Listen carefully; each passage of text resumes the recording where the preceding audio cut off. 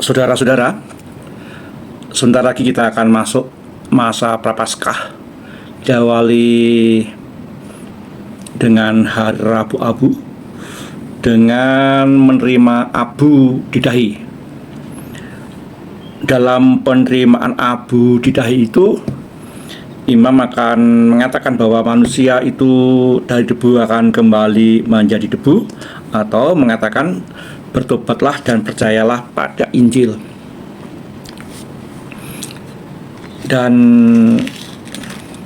tanda abu itu yang diletakkan di dahi itu sebagai tanda bahwa kita mengakui sebagai orang yang berdosa, sebagai orang yang tak sempurna dan siap bertobat. Tidak mudah ya, tidak mudah. Dalam arti tertentu bahwa kalau kita salah aja disalahkan aja belum tentu menerima, tetapi dalam peristiwa Rabu Abu itu kita dengan sadar dan mau serta tahu pastinya juga menyadari bahwa kita itu bukan menjadi orang yang sempurna, ditandai di dahi itu dengan abu, ada foto-foto juga nanti, bahkan nggak mau dihilangkan untuk beberapa saat sampai ke rumah. Pulang dari gereja pun juga abunya masih ada di dahi. Di satu sisi kita juga bangga bahwa kita sebagai orang Katolik ada sebuah peristiwa itu sebagai tanda awal permulaan masa Prapaskah dan masa pertobatan serta memasuki masa puasa pantang dan mati raga. Nah itu ya. Dan lebih lagi mengakui bahwa kita sebagai orang yang tidak sempurna. Tidak mudah di situ. Sampai hari ini masih cukup menarik adalah saya masih mendapatkan sebuah pertanyaan. Pertanyaannya seperti ini biasanya yang muncul itu untuk mendekati masa Prapaskah atau masa puasa. Romo, puasa kita itu seperti apa sih? Kapan sih mulai masa puasa kita gitu? Ya memang masa puasa kita tidak ada libur nasional, anak-anak tetap masuk sekolah ya. Kita mempunyai masa Prapaskah selama 40 hari ya. Masa Prapaskah atau masa puasa. Tapi puasa yang wajib itu hanya hari pertama dan hari terakhir atau hari Rabu Abu dan hari Jumat terakhir atau Jumat Agung ya. Nah, Jumat Agung nanti ada libur nasional yang sudah dikatakan hari wafat Yesus Kristus, bukan hari wafat Isa Al-Masih ya. Cukup menarik ya. Yesus Kristus memang wafat ya, wafat. Pada hari Jumat Agung itu wafat. Dan kita pun sebenarnya kalau mau melihat kita itu puasa wajib itu seperti gendang Jawa itu ya, awal dan akhir itu ya, awal dan akhir itu ya. Tetapi apakah selama 40 hari itu boleh puasa? Ya silakan saja. Mau 40 hari 40 malam silakan saja. Tapi kita nanti lihat maksudnya apa ada hari puasa itu ya. Hari puasa wajib, sekali lagi hari Rabu Abu dan hari Jumat Agung.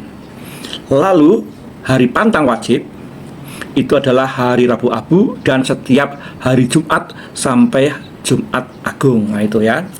Nah, nanti pantangnya juga apa, kemudian puasanya seperti apa ya. Kita mesti harus cermati di sini. Ya. Romo, boleh nggak kita itu puasa seperti saudara kita orang Muslim? Oh, siang puasa, malam ada buka, lalu ada apa? Ada sahur. Yang jelas begini. Puasa kita itu dalam kitab itu dikatakan kalau kamu puasa jangan kamu muram, minyakilah rambutmu dan cucilah wajahmu, jangan kamu seperti didapati sebagai orang yang loyo, seperti tidak punya kekuatan gitu ya. Oh sedang puasa ya, kemudian dipuji orang karena puasa itu dipuji orang, nggak ada upahnya itu ya. Dalam ajaran kitab suci dikatakan demikian. Puasa kita itu seperti ini. Kita mempunyai kebiasaan, bagi orang yang mempunyai kebiasaan makan sehari mau 5 kali, mau 3 kali, mau 2 kali ya. Hari itu boleh makan, tapi pilihlah yang kenyang hanya sekali saja. Mau pagi, mau siang atau mau malam ya, kalau mempunyai kebiasaan sehari makan 3 kali. Nah, ngemilnya gimana ngemilnya? Ini ngemil ini ya, ini juga gak gampang ini. Mungkin ya, harus diiringi dengan pantang ngemil ini ya. Tetapi tujuan puasa dan pantang ini ya. Tujuan puasa dan pantang ini bukan supaya langsing, bukan supaya sehat, bukan supaya nggak gendut, bukan supaya jadi tubuh kemasan biar kelihatan bagus gitu ya. Karena tubuh kita kan bukan kemasan, jadi biar kelihatan bagus seperti mau menaikkan harga produk dengan memperbaiki kemasan, bukan begitu.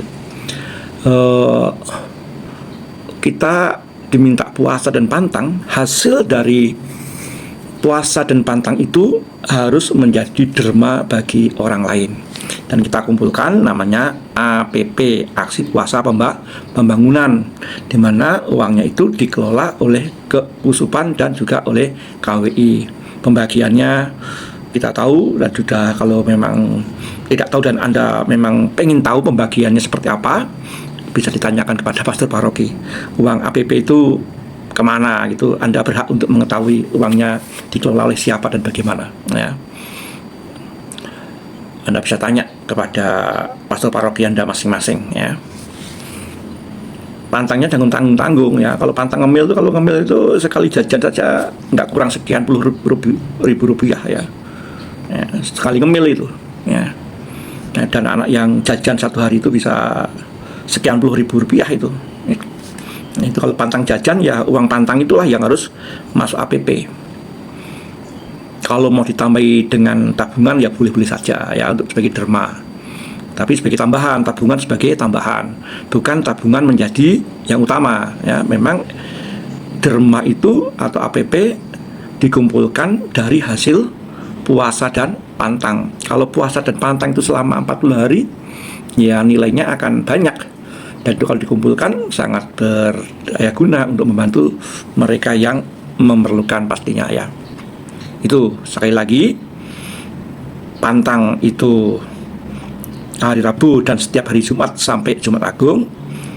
Yang wajib puasa itu hari Rabu Abu dan Jumat Agung. Tapi sekali lagi, kalau memang dirasa kurang berat, silakan mau pantang dan puasa selama 40 hari ya nggak apa-apa. Tetapi ada hal yang perlu saya sharingkan.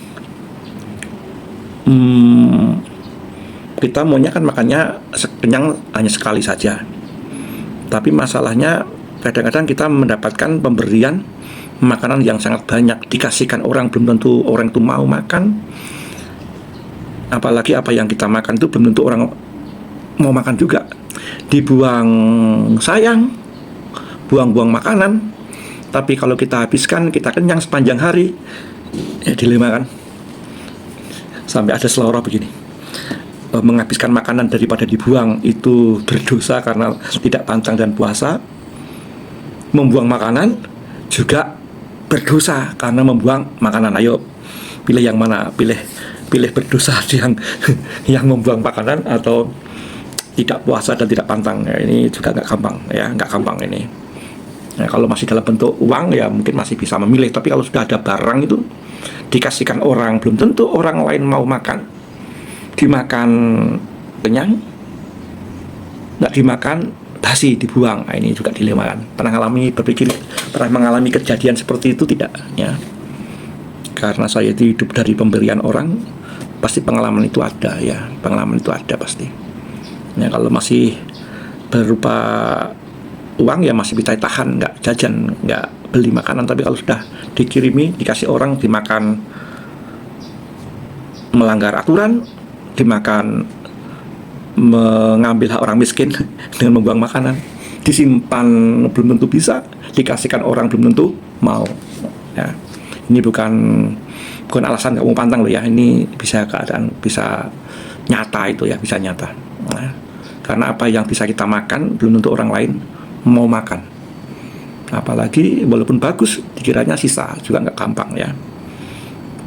Itu tentu selama 40 hari itu nanti kita juga akan diberi masukan dalam surat gembala oleh Bapak Uskup, yang biasanya akan mengajak kita untuk lebih memperhatikan dalam doa, mati raga, derma, ya, sebagai retret agung, ikut pendalaman iman di komunitas atau kategorial dalam diri anak-anak, remaja, UMK, dan dewasa.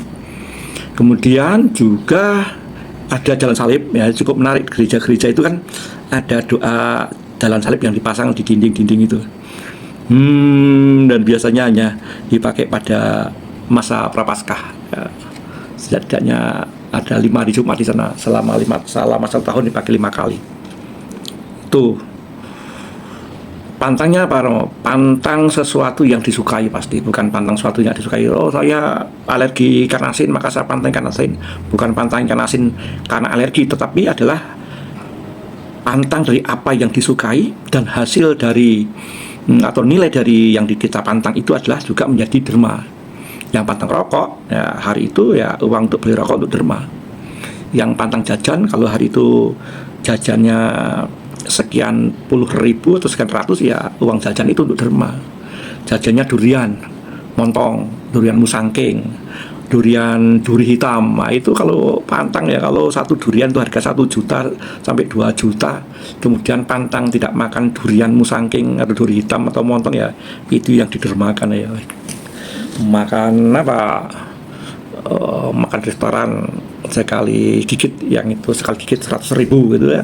Coba lihat menu makanan, ya, mungkin di rumah kopi 1 gelas sekian ribu, tapi kalau di tempat tertentu mungkin jadi puluhan ribu.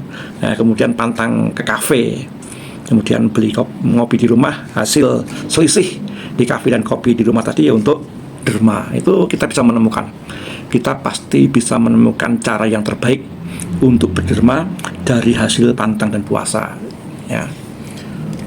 Selamat memasuki masa Prapaskah, selamat memasuki masa puasa, selamat mati raga, dan biarlah hasil mati raga bukan supaya kita sehat, bukan supaya kita langsing biar kelihatan lebih cantik atau lebih ganteng begitu, tapi hasil mati raga kita adalah untuk orang lain, ya.